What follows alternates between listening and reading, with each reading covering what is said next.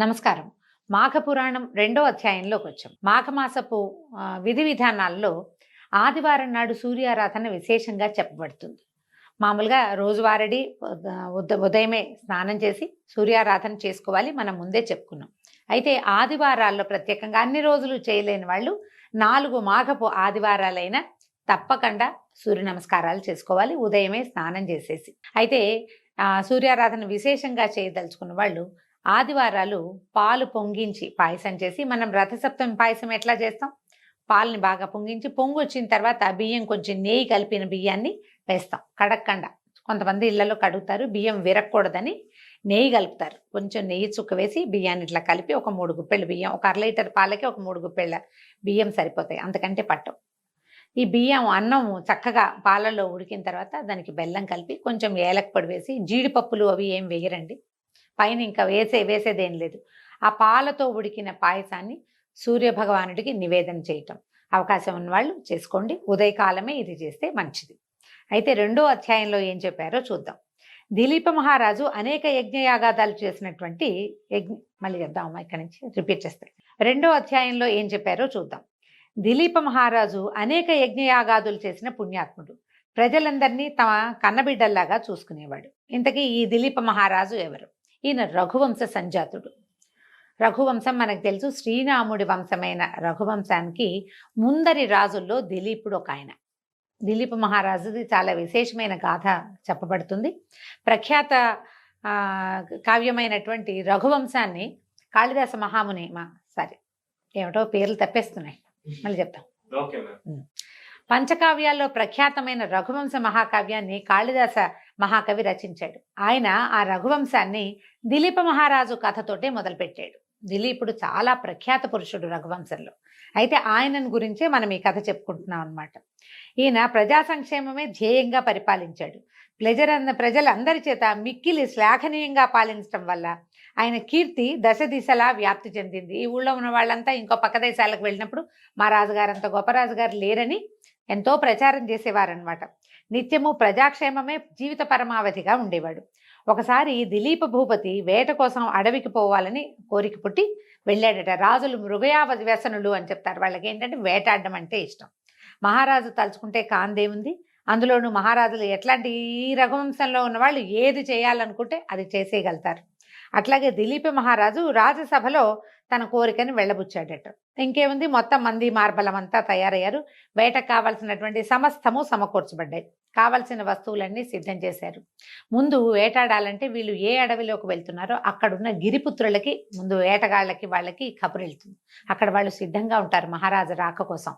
మాటలు వేస్తారు, ఎక్కడెక్కడ పులుడు ఉన్నాయి, ఎక్కడెక్కడ లేళ్ళు తిరుగుతాయి, ఎక్కడ ఏం జరుగుతుందో ముందే సమాచారం అంతా సేకరించి పెడతారు.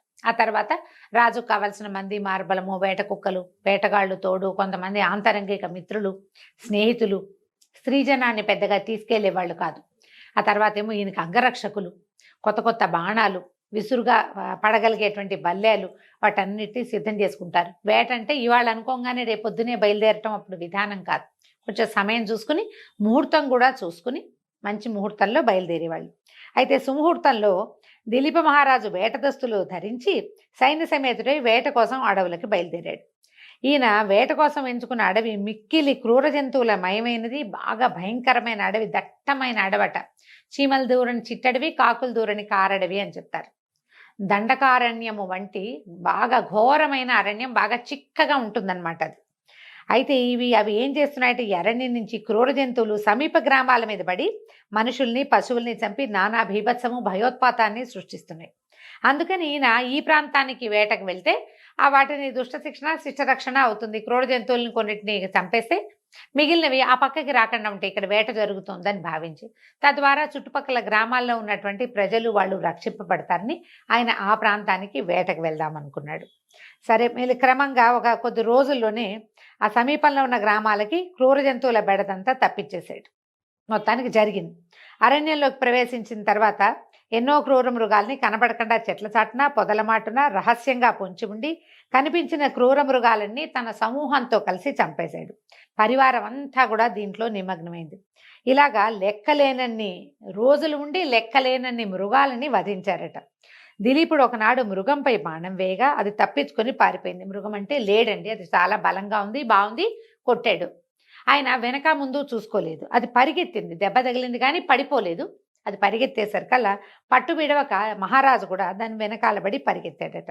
ముందు మృగము, వెనకాల దిలీపుడు. ఈ దిలీపుని వెనకాల ఆయన పరివారం అంతా పరిగెత్తింది. అందుమారి జనాలు వెళ్తారు, అంగరక్షకులు, ఆయనకి వేటగాళ్ళు సహాయం వచ్చేవాళ్ళు, మధ్యలో ఏదైనా అనుకోని ప్రమాదం వస్తుంది కదా, అందరూ కలిసి ఆ పక్కకి పరిగెత్తడం మొదలుపెట్టారు. ఈ పారిపోయిన మృగం పరుగు పరుగున ఒక దట్టమైన కీకారణ్యంలోకి ప్రవేశించింది. వాటికి పారిపోయేందుకు అనుపాను అడవులు తెలుసుంటాయి కదా జంతువులకి. ఎక్కడికి వెళ్తే తను ఎవరికి కనపడకుండా ఉంటుందో ఆ ప్రాంతం వైపుకి లీడ్ చేసేసింది రాజుగారిని, ఆ పక్కకి వెళ్ళిపోయిందనమాట. పరిగెత్తి పరిగెత్తి పరిగెత్తి దిలీప మహారాజు అలసిపోయాడట. ఆయనకి విపరీతంగా దాహం వేయటం మొదలుపెట్టింది. పరివారం అంతా నీళ్ల కోసం వెతకటం మొదలుపెట్టారు. వెతగ్గా వాళ్ళకి అక్కడ ఒక పెద్ద సరస్సు కనిపించింది. ఒక చెట్టు ఎక్కాడు ఒకడు, పై చెట్టు తాలూకు పై కొమ్మ మీద నుంచి చూసి, ప్రభు ఇక్కడి నుంచి తూర్పుగా గనక నడిస్తే అక్కడ మంచినీళ్ళు ఉన్నాయి అంటే మేము ఎవరవో తెస్తామన్నారు. ఈయన అన్నాడు, తేవటం ఎందుకు, ఎవరికి దాహం వేస్తే వాళ్లే తాగితే సరిపోతుంది, అటువంటి నేను వెళ్తానని చెప్పి ఈయన ఏం చేశాడు, బయలుదేరాడటట్టు. వెతగ్గా కనపడింది. బతుకు జీవుడా అంటూ దిలీపుడు పరివారం అంతా కూడా ఆ వైపుకి, నేను ఇక్కడ రెస్ట్ తీసుకోను, నేను కూడా వస్తానన్నాడు. అందరూ వెళ్తే అదొక పెద్ద సరస్సు, దాని నిండా తామర పువ్వులు, చుట్టూతా ఏవో చెట్లున్నాయి, ఎన్నో పక్షులకి ఆలవాలంగా ఉంది, జంతువులు దాహం తీర్చుకునే రేవులు కూడా కనపడుతున్నాయి, ప్రశాంతంగా ఉంది, ఏ మృగాలు లేవు, నీరంతా తేటగా చాలా బాగుందట. సరే ఏం చేశారు వీళ్ళు, మంచినీళ్ళు తాగేశారు. అందరూ కలిసి కడుపు నిండా నీరు త్రాగి దాహం తీర్చుకున్నారు. కొన్ని మృగాలు కూడా వస్తున్నాయి. సరే ఆ పక్క నుంచి, అవతల పక్క నుంచి లేళ్ళు అవి వస్తుండేసరికల్లా వీళ్ళు ఏం చేశారు, ఇక నీళ్ల గోల పడలేదన్నమాట. వేట మీద ఉన్నారు కదా, ఆ కనపడుతున్న మృగాల్ని కూడా సంహరించి వాటన్నిటినీ కూడా తమ తాలూకు ఈ గుర్రాల మీద వాటి మీద వేసుకుని తిరుగు ప్రయాణం కట్టేశారు. వెనక్కి తిరిగి వస్తున్నారట. వేట నుంచి తిరిగి వస్తున్న దిలీప మహారాజుకి మార్గ మధ్యంలో ఒక వృద్ధ బ్రాహ్మణుడు ఎదురయ్యాడు. ఎదురైతే సద్బ్రాహ్మణుడైన వృద్ధ బ్రాహ్మణుడు ఆ మిక్కిలి బ్రహ్మతేజస్సుతోటి వెలిగిపోతున్నాడు, సర్వజ్ఞానిలాగా ప్రకాశిస్తున్నాడు. అతని ముఖవర్చస్సు ఎట్లా ఉందంటే ఆయన చూస్తే ఎవరైనా ఆకర్షితులు కావాల్సిందేనట. అయితే చక్కగా ఉన్నాడు, నమస్కారం చేయాలనే భావన పుట్టించేలాగా ఉన్నాడు. ఈ దిలీప మహారాజు కూడా సహజంగా బ్రాహ్మణ భక్తి ఉండేది రాజులకి. ఈయన మరీ భక్తుడు. ఈయన ఏం చేశాడు, ఆయన్ని చూడంగానే గుర్రం దిగి 2 చేతులు జోడించి, నమస్కారం పండితోత్తమా, మీ దర్శన భాగ్యం చేత నా జన్మ ధన్యమైంది, నేను ఈ రాజ్యానికి అధిపతిని, నన్ను దిలీప చక్రవర్తి అంటారు, నన్ను ఆశీర్వదించండి అని నమస్కారం చేశాడు. ఆ వృద్ధ బ్రాహ్మణుడు దిలీప మహారాజుని యగాదిగా చూసి ఆ పాదమస్తకము పరిశీలించి, మహారాజా, సరస్సులో ఉన్న నీటిని తాగి దాహం తీసుకుని వెళ్ళిపోతున్నావు, ఇది మాఘమాసమని, సరస్సులో స్నానం చేయాలని తెలీదా నీకు అని అడిగాడు. అడిగేసరికి ఇది ఆశ్చర్యపోయాడు. ఈ మాఘమాస మహాత్యం గురించి నీకెవరు చెప్పలేదా, మాఘమాసం స్నానం, ఈ మాఘంలో చేసేటువంటి స్నానం అత్యంత పుణ్యదాయకమని నీకు తెలియదా అని ప్రశ్నించాడు. ఇప్పుడు వీళ్ళు చీకటి పడేదాకా ఇక్కడ తిరిగారు అనుకుందాం, తిరిగారు. ఆ రాత్రికి దాహం తీర్చుకోవడానికి ఇక్కడికి వచ్చారు, మంచినీళ్ళు తాగారు, అక్కడ రెస్ట్ తీసుకుని ఉంటారు. తెల్లవారుజామున చాలా జంతువులు దాహం తీర్చుకోవడానికి వస్తాయి, వీళ్ళు ఆ జంతువులన్నిటినీ సంహరించారు. సూర్యోదయం అవుతుండగా వెనక్కి మరలి వస్తున్నారు. సూర్యోదయం అయ్యింది. ఈయన వేట నుంచి వేట దుస్తులతోటి స్నానం చేసిన వాళ్ళగా కనపడరు. వేట దుస్తులు వేరేగా ఉంటాయి, కొంచెం తోళ్లతో చేసినవి, చర్మంతో చేసినవి, అవి వస్త్రాభరణాలు విశేషంగా ధరించుంటారు. బ్రాహ్మణోత్తముడికి తెలిసిపోయింది ఈయన స్నానం చేయలేదు అని. వెనకాలన్న సరస్సు, ఆ సరస్సు దగ్గర నుంచి వస్తున్నవాడు దాహం తీర్చుకుని వస్తున్నాడనే అర్థమైంది తప్ప స్నానం చేయలేదని క్లియర్గా తెలుస్తుంది. ఆయన ఇట్లా అడిగేసరికల్లా దిలీప మహారాజు ఆశ్చర్యపోయాడు. విప్రోత్తమ, నిజంగా నాకు మాఘమాసం గురించి తెలియదు స్వామి, నేను మృగయా వినోదిని అడవికి వచ్చి చాలా రోజులైంది, ఎంతో కాలం అని చెప్పాం కదా, ఆయన నిన్న మొన్న రాలా, చాలా రోజులు అడవిలో డేరా వేసుకుని ఉన్నారు. ఈ రోజునే వాళ్ళు వెనక్కి తిరిగి పోదలుచుకున్నారనమాట. అడవిలో ఉండిపోవటం వల్ల నాకు ఈ విషయం తెలియలేదు. అయినా నేను రాజ్యంలో ఉంటే నా గురువుల ద్వారా విషయం తెలుసుకునేవాడిని, ఇక్కడ నాకెవరు విశదపరుస్తారు స్వామి, రాజప్రాసాదంలో ఉంటే పురోహితులైనా చెప్పేవాళ్ళు, నాకు ఆ అవకాశం లేదు కాబట్టి మీరు నా యందు దయతలిచి ఆ విషయం ఏమిటో చెప్పండి అన్నాడు. అనేసరికల్లా ఇప్పుడు ఈయన ఏం చెప్పాడు, అట్లయితే రాజా, ముందుగా సరస్సులో స్నానం చేసి శుచివవు, పవిత్రుడవవు, తర్వాత మాఘమాస మహాత్మ్యాన్ని తెలుసుకునే విధానాన్ని తెలియజేస్తానన్నాడు. అనగానే ఇక మళ్ళీ అక్కడ ఆగారు. పరివారాన్ని అంతా ఆపి స్నానం చేసి వస్తానని చెప్పి ఇంకొంతమంది కూడా చేసుంటారు. బహుశా అందరూ చేయవలసిందే. ఇది ఎవరో రాజుగారో ఓ బ్రాహ్మడో ఎవరో చేయవలసింది కాదండి. పసిపిల్ల బాలాది ప్రతి వాళ్ళు చేయవలసిందే. ఇప్పుడు కార్తీక మాసం అనుకోండి, తెల్లవారుజామునే స్నానం చేయాలి. కార్తీకము అత్యంత చలికాలం కాబట్టి అప్పుడు చేయలేము. ఇప్పుడు కొంచెం ఎండాకాలం మొదలైపోయింది. సూర్యుడు అంటే వేడెక్కిపోతున్నాడు. పైగా సూర్యోదయం అంత ఎర్లీగా ఏం అవ్వదు. 6:30, 6:30 అయిపోతుంది. ఆ పాటికి చలి తగ్గిపోతుంది. ఏ నీళ్లతో స్నానం చేసినా పనికొస్తుంది కాబట్టి ప్రతి వాళ్ళు స్నానం చేసి సూర్యుడి ముఖం చూడాలి తప్పకుండా. దాంతో మిగిలిన వాళ్ళంతా దిగుంటారు. రాజుగారు ఏం చేశాడట, చకచకా వెళ్ళి ఈ వేట దుస్తులు విదిలిపెట్టి సరైన దుస్తులు స్నానం చేయటానికి వీలుగా ఉండేవి ధరించి సరస్సులో స్నానం చేసి శుచి అయి వచ్చాడు. వృద్ధ విప్రుడి దగ్గరకు వచ్చాడు. అప్పుడు వృద్ధ బ్రాహ్మణుడు దిలీప చక్రవర్తిని దీవించి, ఇక్ష్వాకు వంశ కులగురువైన వశిష్ఠ మహర్షి నీ దగ్గరికి తరచుగా వస్తాడు కదా, నువ్వు ఆయన్ని కలుస్తావు. ఆయన తపశ్శక్తి సంపన్నుడు, సకల శాస్త్రములు తెలిసిన దిట్ట, సర్వజ్ఞాని. ఆయన నాకంటే విపులంగాను వినసొంపుగాను మాఘమాస విశిష్టతను గురించి వివరించగలడు. నేను వృద్ధుండైపోయాను, జవసత్వాలు ఉడిగిపోయినాయి. ఆయన చెప్పినంత గొప్పగా నేను చెప్పలేను. కాబట్టి వశిష్ఠ మహర్షి ద్వారా మాఘమాస మహాత్మ్యాన్ని తెలుసుకో. నేను ఇంకా చాలా దూరం వెళ్ళాలని చెప్పి ఆ వృద్ధ బ్రాహ్మణుడు వెళ్ళిపోయాడు. ఈయనతోటి మాఘ స్నానం చేయించాడు వృద్ధ బ్రాహ్మణుడు వచ్చి.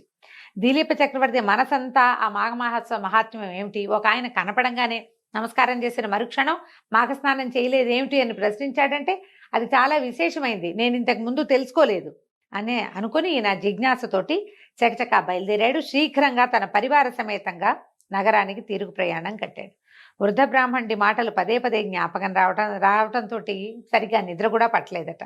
మర్నాడు ఉదయాన్నే లేచి కాలకృత్యాలు స్నానాది కార్యక్రమాలు ముగించుకుని శుచి అయి ధవళ వస్త్రాలు ధరించి సకలాభరణాలు ధరించి తన మంత్రి సామంతులతో కలిసి వశిష్ఠ మహర్షి ఆశ్రమానికి బయలుదేరాడు. సూర్యవంశ కులగురు అయినటువంటి వశిష్ఠ మహర్షి వద్దకి చేరాడు.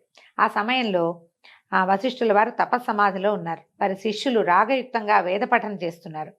ఆ దృశ్యాన్ని చూసినటువంటి దిలీపుడు వాళ్ళకి తపోభంగం కాకూడదు, వీళ్ళకి పాఠభంగం విద్యాభంగం కాకూడదు, విద్యా సమయాన్ని పాడు చేయకూడదు కదా అని భావించి కాసేపు వేచి ఉన్నాడట. కొంతసేపటికి వశిష్ఠుల వారు తమ తపస్సు నుంచి లేచి అక్కడే వేచి ఉన్న దిలీప మహారాజును చూసి మహారాజును పలకరించాడు. ఎంతసేపు అయింది, నీ రాజ్యంలో అంతా కుశలంగా ఉన్నారా, రాజ్యం సుభిక్షంగా ఉందా, పరిపాలన అంతా ప్రశాంతంగా జరుగుతుందా, మృగయా వినోదము అది సరిగా చేసుకుంటున్నావా, ఎట్లా ఉన్నావు ఏమిటి అని అన్నీ చక్కగా మంచి పలకరింపులు పలకరించాడు. తర్వాత ఏ విషయం మీద ఇక్కడికి వచ్చావు, నీ రాకకి కారణం ఏమిటి అని అడిగితే అప్పుడు దిలీప మహారాజు చెప్తున్నాడు, వశిష్ఠ మహర్షి మీరు మాకు గురువులు, మీ ద్వారా నేను అనేక పుణ్యగాథలు విన్నాను, లెక్కలేనని శుభకార్యాలు నాతో చేయించారు. రామాయణ భారత భాగవతాది ఇతిహాసాలు ఎన్నిటినో తెలియపరిచి నాకు విశేషమైన జ్ఞానాన్ని ఆర్జించుకునే అవకాశం ఇచ్చారు. కానీ నాకు మాఘమాస మహాత్మ్యాన్ని కానీ దాని విధి విధానాలు ధర్మాలు నాకేనాడు బోధించలేదు, మనం ఆ సందర్భంగా కలవలేదు. కాబట్టి మీరు నా యందు దయతలిచి ఇది మాఘమాసమట, ఈ మాఘమాస మహాత్మ్యాన్ని, ఈ మాసంలో నేను చేయవలసినటువంటి విధి విధానాలు ధర్మాలు దాన ధర్మాధికాలు మాఘమాస విశిష్టత కూడా వివరించమని వేడుకుంటున్నానని మహారాజు అడిగాడట. అప్పుడు వశిష్ఠ మహర్షి ఏం చెప్పారంటే, నీ కోరిక చాలా మంచిది నాయన, మాఘమాస మహాత్మ్యాన్ని ప్రతి వాళ్ళు తెలుసుకోవాలి, ప్రతి వాళ్ళు విని తరించాల్సిందే, ప్రతివాడు పాటించవలసిందే కూడా. అయితే నాకు తెలిసినంత వరకు మాఘమాస మహాత్మ్యాన్ని నీకు తెలియజేస్తాను. ఇది ఈ మాఘమాసంలో నదీ స్నానము అత్యంత ఫలదాయకము. ఇప్పుడు నెల రోజులు 30 రోజులు నదీ స్నానం చేయటం మనబోటి వాళ్ళ వల్ల కాదు, ఎవరి వల్ల కాదండి, నదీ పరివాహక ప్రాంతాల వాళ్ళ కూడా ఏదో పనో ఇబ్బందో వస్తాయి కదా. కానీ తప్పకుండా నదీ స్నానం చేయాలంటే దీనికి విధానం ఏం చెప్తున్నారండి, పర్వదినాలలో స్నానం చేయటం. ఎట్లా, పంచమి నాడు, పాడ్యమి, పంచమి, సప్తమి, ఏకాదశి, ద్వాదశి, పౌర్ణమి ఇలాంటి తిథుల్లో స్నానం చేస్తే చాలా విశేషం. లేదా ఆదివారాలు కూడా, మామూలుగా తిథులు చెప్తారు ప్రత్యేకంగా పర్వదినాలకి, కానీ మాఘంలో ఆదివారాలు కూడా స్నానానికి విశేషంగా చెప్తారు.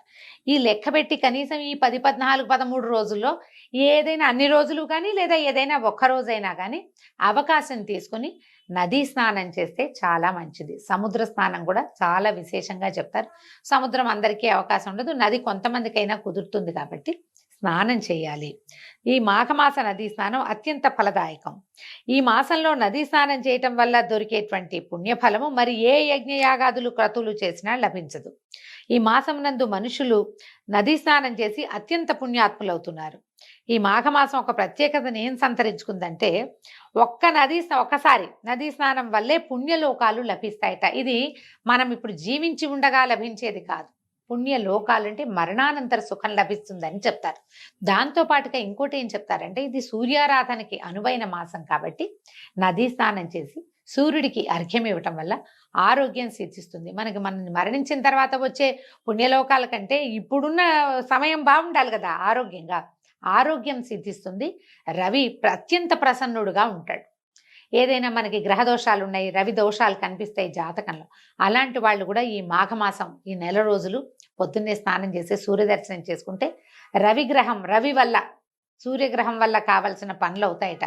ఆరోగ్యమే కాదు, గవర్నమెంట్ ఉద్యోగాలు రావటం, గవర్నమెంట్ ఆఫీసుల్లో ఉండే ఇబ్బందులు అలాంటివి తొలుగుతాయని కూడా కొంతమంది పెద్దవాళ్ళు చెప్తూ ఉంటారు. ఈ మాఘమాస స్నానము శాశ్వత స్వర్గలోక ప్రాప్తినిస్తుంది. అంతేకాని ఇతర యజ్ఞయాగాదుల్లాగా తాత్కాలిక ఫలితాన్ని ఇవ్వదు. అంటే యజ్ఞయాగాదుల్లో 100 యజ్ఞాలు చేసిన వాడికి స్వర్గం లభిస్తుంది అంటారు. ఆ పుణ్యం అయిపోయాక వెనక్కి తిరిగి వచ్చేస్తారు. కానీ ఈ మాఘమాసంలో చేసేటువంటి స్నాన విధుల వల్ల శాశ్వతంగా స్వర్గలోక ప్రాప్తి లభిస్తుందట. అందువలన ప్రతి వాళ్ళు కూడా ఈ నెల రోజుల పాటు కాకపోయినా పర్వదినాల్లో అయినా కనీసం ఆదివారాల్లో అయినా నదీ స్నానమో ఇంట్లో స్నానమో చేసి సూర్య దర్శనం చేయటం వల్ల మాఘమాసంలో సూర్య దర్శనం చేసిన ఫలితం వల్ల ఇహంలో ఆరోగ్యము, పరంలో స్వర్గలోక ప్రాప్తి లభిస్తాయని చెప్తున్నారండి. దీంతో 2వ రోజు పారాయణ పూర్తయింది. రేపు ఉదయం మళ్ళీ 3వ రోజు పారాయణతో కలుసుకుందాం. నమస్కారం.